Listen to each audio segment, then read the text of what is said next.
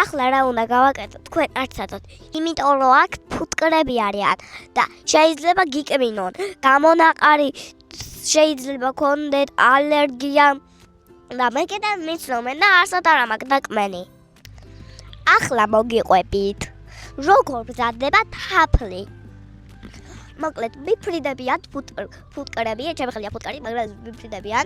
ყვავილს მოწწნავენ. ფუტკრებს ისეთი მუცელი აქვს, რომ შეუძლიათ თაფლს გადააქციოთ. ამინდის პროგნოზზე დამოკიდებული კი არიან, რომ იცოდეთ. ზიანი ამინდები უყვარს, კარი არ უყვარს ფუტკარს, წვიმა არ უყვარს ფუტკარს და ასე შემდეგ, როგორც ადამიანებს არ უყვართ. უშინ შავდე ფუტკრებს სამთელი. ნახოთ როგორ ააშენებენ.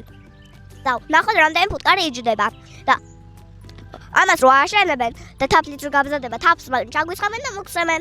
ნახოთ აბა. ახლა ჩემი ვიძა გახსნის სკას, რომელშიც ფუტკრები ზიან. ნახე როგორ აუშენებია დევა. ცოტა აუშენებია.